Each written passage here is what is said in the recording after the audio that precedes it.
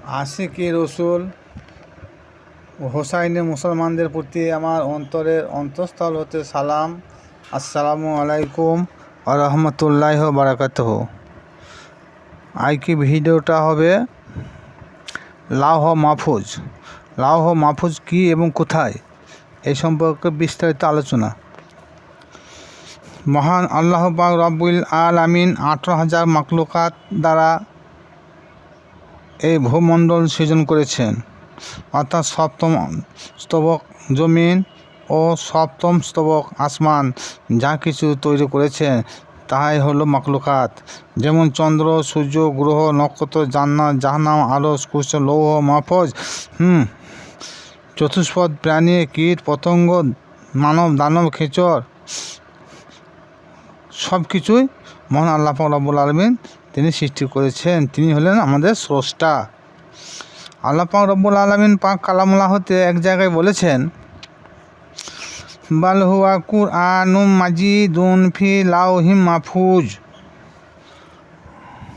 সূরা বুরুজ। অর্থাৎ কোরআন লাওহ মাহফুজের মধ্যে সংরক্ষিত আছে। মহান আল্লাহ পাক রব্বুল আলামিন বলছেন যে কোরআন সেটা লাওহ, যে আসল কোরআন লাওহ মাহফুজের মধ্যে সংরক্ষিত আছে। আমাদের যেমন দলিল, কোনো ভালো কিতাব একটা বাড়িতে যে কোনো একটা শেলফে বা কি সিন্ধুকের বাক্সের মধ্যে বই রাখা হয়, তেমনি এখানে আল্লাহ পাক রব্বুল আলামিন তিনি বলতে চাইছেন যে যেটা আসল কোরআন সেটা আমার লাওহ মাহফুজের মধ্যে সংরক্ষিত করা আছে। কোরআনটা কী? যে কোরআন আল্লাহ পাক রব্বুল আলামিন আমাদের উপরে পাঠিয়েছেন মুহাম্মদ মুস্তাফা সাল্লাল্লাহু তাআলা আলাইহি সাল্লামের মারফতে। সে কোরআন কি?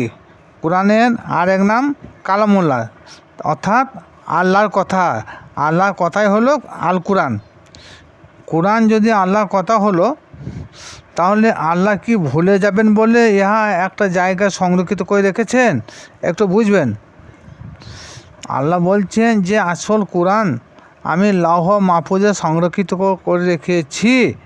এই লাওহ মাহফুজটা কী এবং কোথায়? এক সম্প্রদায়ের আলেমরা বলতে চেয়েছে যে সপ্তম আসমানের উপরে লাওহ মাহফুজ আছে। বড় আশ্চর্যের বিষয়, এরা কোরআন পড়িয়ে গেছে, এরা কোরআন কী জিনিস গবেষণাই করে নাই। আসুন লাওহ মাহফুজ কি এর বিস্তারিত আলোচনা। যদি বলে না আল্লাহ কোনো মখলুকাতের কথা ভুলতে পারেন না, কারণ তিনি তো আমাদের স্রষ্টা। তিনি মাটির তলায় যে জীবটা আছে সে কীভাবে চলাচল করছে, কী খাওয়া দাওয়া করছে, তিনার খবর আল্লাহ পাক রব্বুল আলামিন তিনি রাখেন। নির্জন জঙ্গলে, নির্জন ঘরের ভিতরে যদি মানুষ কোনো কিছু পান করে, কোনো কিছু করে, তা সেটাও আল্লাহ পাক রব্বুল আলামিন তিনি দেখেন এবং শুনেন। তাহলে যেখানে মহান আল্লাহ পাক রব্বুল আলামিন বান্দার কৃতকর্ম সবই দেখেন এবং শুনে থাকেন, তিনার পক্ষে আশ্চর্য কিছু না। তাহলে যে 30 পারা কোরআনটা আল্লাহ পাক রব্বুল আলামিন বলছেন যে বাল হুয়া কুরআনুম মাজিদুন ফি লাওহি মাহফুজ, যে লাওহ মাহফুজ সপ্তম আসমানের মধ্যে একটা লাওহ মাহফুজ বলে জায়গা আছে, সেইখানে সে কোরআনটাকে আমি সংরক্ষিত করে রেখেছি। তাহলে কোরআন সপ্তম জমিন আসমান 18,000 মখলুকাত আল্লাহ সৃষ্টি করেছেন। কোরআনও আল্লাহর কথা। তাই লাওহ মাহফুজে কোরআন গচ্ছিত করা আছে। এই পার্থিব জগতে সৃষ্টির সেরা জীব হলো ইনসান বা মানুষ। এই মানুষ যদি একটা 1000 পাতা বই একটা মুখস্থ বা মনে রাখতে পারে, তাহলে আল্লাহ পাক রব্বুল আলামিন তিনি কত কি মনে রাখতে পারেন। এখানে যে বইটার কথা বললাম, যেটা 1000 পাতা বই, এটা একটা ধরুন যে আল কোরআনের কথাই বললাম আমি। আল কোরআনটা যদি একটা মাদ্রাসার ছেলে যে 4 বছর কি 5 বছর কি 6 বছর, এর মধ্যে যে গোটা কোরআনটা যদি তার মুখস্থ হয়ে যায়, তার হৃদয় অন্তরঙ্গ হয়ে থাকে, তাহলে মহান আল্লাহ পাক রব্বুল আলামিন সে কোরআনটা ভুলে যাবে না কি? যে ভুলে যাবে বলেই তো যে লাওহ মাহফুজের মধ্যে সংরক্ষিত করে রাখা হয়েছে। কারণ আল্লাহ বলছে যে আসল কোরআনটা আমি লাওহ মাহফুজের মধ্যে সংরক্ষিত করে রেখেছি।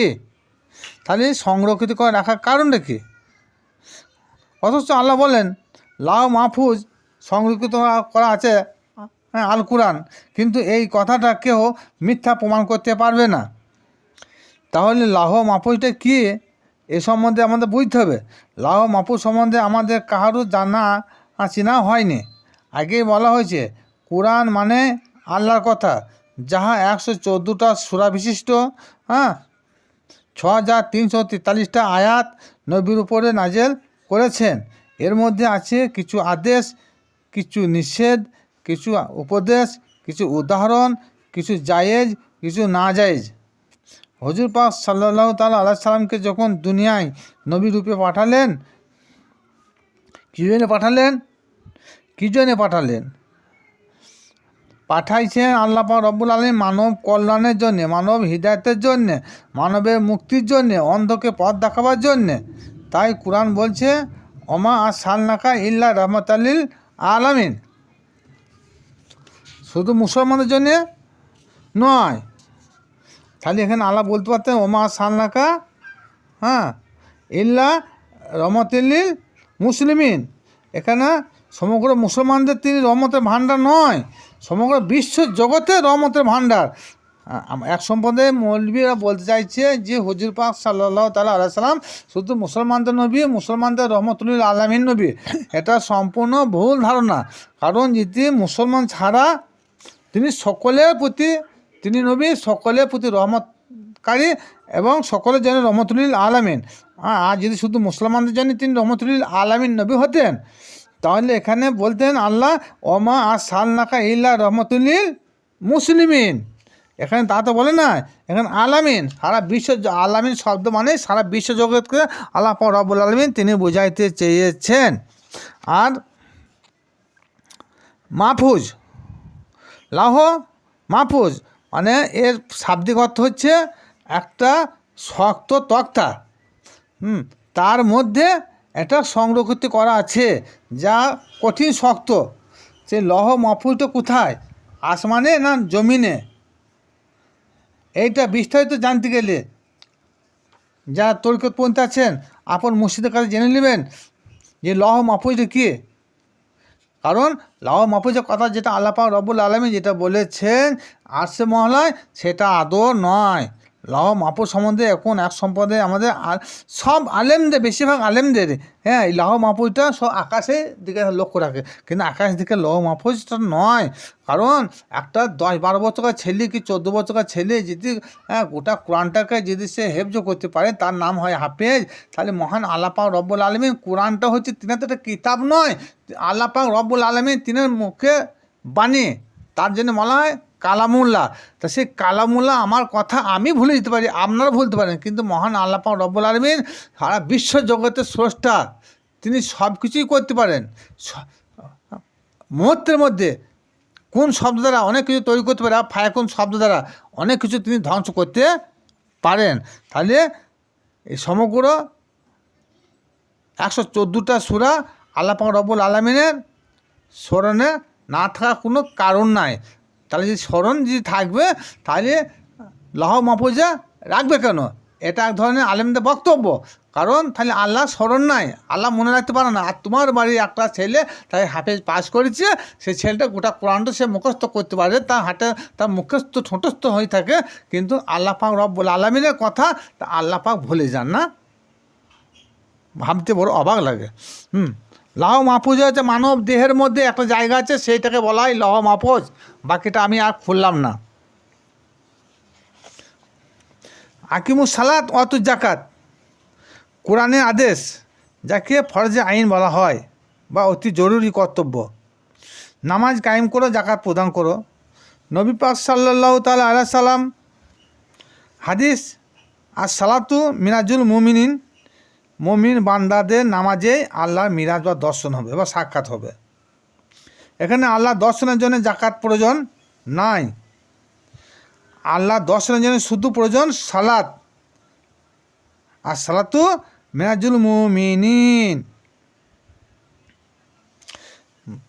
আমরা পাঞ্জগানা যে নামাজ আদায় করি সেই নামাজ আকিমুস সালাত।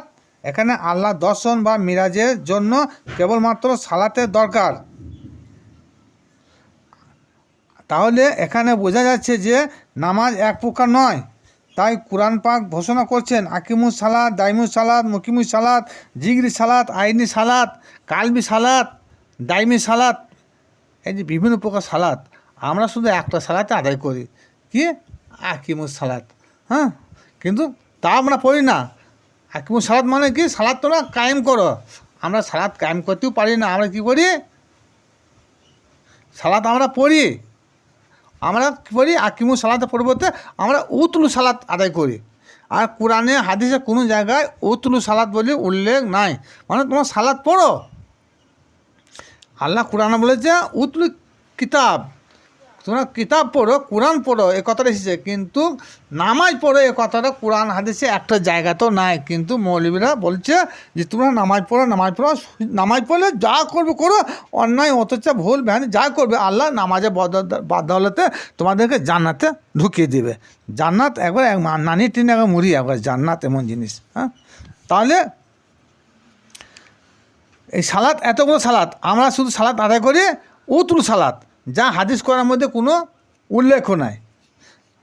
আমরা একটা সালাত আদায় করি এই উতুল সালাত, বাকি সালাত কি আদায় করার প্রয়োজন নাই? আল্লাহ পাক রব্বুল আলামিন যে কোরআন পাকে এতগুলো সালাত বলেছেন, আমরা কি শুধু আকিমুস সালাত বাদ দিয়েও একটা উতুল সালাত পড়ব? তাহলে কি ঠিক মতো আমরা কোরআন মানা হলো? হুজুর বলেছেন সালাতে মিরাজ হবে, আর সালাত তো মিরাজুল মুমিনিন। তাহলে কোন সালাতে মিরাজ হবে আমাদের জানাও প্রয়োজন নাই না। আল্লাহ যেখানে সাক্ষাৎ হবে, আল্লাহ দিদার হবে, নবী যখন আল্লাহর সঙ্গে মিরাজ করে এলেন, দিদার করে এলেন, সাক্ষাৎ করে এলেন, তা আল্লাহ পাক রব্বুল আলামিন তেনার হাবিবকে দিয়ে বলে দিলেন যে যাও, আমি এই 5 ওয়াক্ত নামাজ দিলাম, এই 5 ওয়াক্ত নামাজের মাধ্যমে যখন সিদ্ধা যাবে তখন প্রতি সিদ্ধাতে আমার সঙ্গে তার দেখা হবে। খালি আমরা যারা এই ওয়াক্তে নামাজ পড়ছি, উতুল সালাত পড়ছি, এই উতুল সালাতে আমাদের কাহারও আল্লাহ দিদার বা দর্শন হয় বা মিরাজ হয়? কেউ কাহার দিয়ে বলতে পারবেন না, কখনো না। মিরাজ যদি প্রয়োজন হয়, নামাজে যদি মিরাজ করতে হয়, তাহলে সেটা একমাত্র দাইমি সালাতের মাধ্যমেই হবে। সূরা মারিজে 23 নম্বর আয়াত আছে যে দাইমি সালাত আল্লাযিনাহুম আলা সালাতিহিম দাইমুন।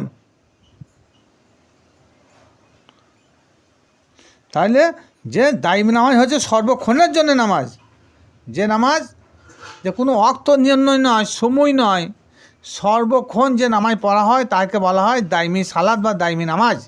এই দাইমি সালাত যখন মসজিদ ধরে যখন শুরু করবেন, তখনই দেখবেন প্রতি সালাতে প্রতি মুহূর্তে আপনার স্বয়ং আল্লাহ পাক রব্বুল আলামিনের সঙ্গে আপনার মিরাজ হবে।